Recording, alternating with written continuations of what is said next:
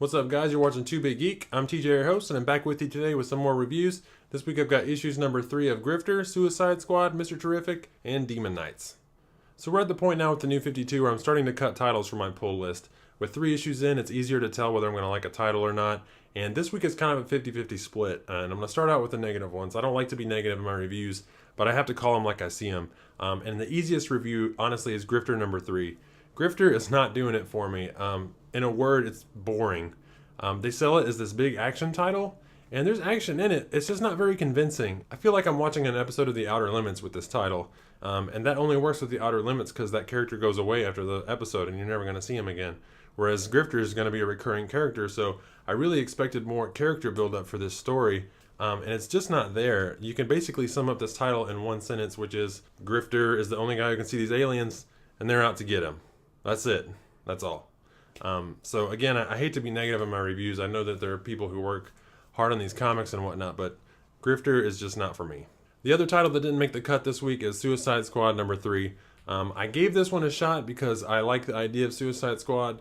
I'm also a fan of Harley Quinn. But again, it's just not doing it. It's got its moments. You can tell that they're really trying to be edgy and gritty with this title. But there's a couple things about this title that I really don't like, and one of them I got into with issue number 2, which is basically the way they portray Harley. Again, with the female characters portrayed by DC, a lot of it is really, really sleazy, and Harley is a great example of that. I know that they want to present like attractive female characters to draw on the readers. That's kind of been an established thing that's actually becoming less and less accepted. So it's weird that DC has gone the other way with it. With these female characters in comics, especially lately, there's a fine line that's getting tougher and tougher to walk. If you look at a title like maybe Gotham City Sirens, that is a title where, yes, they're portrayed as attractive females, but it's kind of done in a tongue-in-cheek way. With Suicide Squad, I really feel like it's super sleazy. In this issue, Suicide Squad is supposed to be incognito. They're waiting for their evac, and they're trying to kind of blend in with the general population. Most of the guys put on normal clothes, but Harley comes out like she's in Hazard County as Daisy Duke or something. She's got the short shorts on. And it's not even, again, not just the wardrobe, but the way they're showing it. There's just a flat-out butt shot. You're watching the action between her legs from behind. It's just gross, I gotta be honest. But moving on from Harley, I also am tired of the gag where every issue they're gonna get rid of a team member. I understand that in the Suicide Squad, the rate of attrition is gonna be pretty high. But it kind of ruins it if you announce it at the end of the comic that next week someone's going to die or the next week someone's going to be out. After you've already burned that trick once or twice, it gets pretty old fast. And that's what's happening with Suicide Squad. Like I said, it has its moments. There are some cool edgy things that happen, and there's actually some pretty funny dark humor. I did not think I would like King Shark in this title, but he's actually the funniest, in a weird way, character in this. But as a whole, not doing it for me. So with all of that out of the way, let me move on to Demon Knights number 3, which I feel much better about. This is a title that I really enjoyed issue number 1. Issue number 2 I wasn't as sure about, but issue number 3 is back pretty strong. And the tough thing for the writer here is he's showing the siege of this town is going to take place over, I guess it's 5 issues or so. What makes it tough for the writer here is that you've basically got this long fight scene that's going to take place over, I guess, 5 issues or so, with just these short interludes in between. And you really need those to build up your characters and stay invested in the story. For whatever reason, I felt like issue number 3 did a much better job of that than issue number 2. There's a very cool Etrigan moment in this. You get to see more of that triangle between Etrigan, Jason Blood, and Madame Xanadu.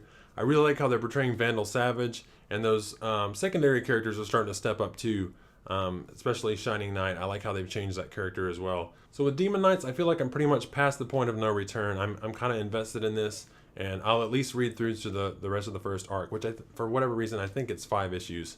But I'm giving that a thumbs up. And I know I'm only talking about the writing here, but the art is great too. I think they put together a really good team to bring this fantasy book to DC. It's got a really neat look to it. In the first issue, again, I really liked that map panel they had. It was really cool, and I'm looking forward to see what's going to be in the next issue. Pretty much every issue they've brought a cool new visual effect to the comic. So Demon Knights number 4 is something I'm going to be looking forward to. And if you guys are interested, I definitely recommend you pick up Demon Knights. So that brings us to Mr. Terrific number 3. And again, this is a title where issue number 2 I wasn't too sure about. It honestly felt just like a few extra pages tacked onto issue number 1. But with issue number 3, I won't give anything away, but it kind of wraps up, at least for now, his encounter with his first major villain. And again, what I like about this title is how everything is kind of technology and science based. Mr. Terrific is supposed to be the super genius. So with the story, they're going to have to keep coming up with these ways to challenge him. And they're already pushing this towards the next arc, which is going to be really cool, I think. I don't want to give too much away, but if you've read issue number 2, you probably have a clue, or if you've seen the solicitations. But minor spoilers here.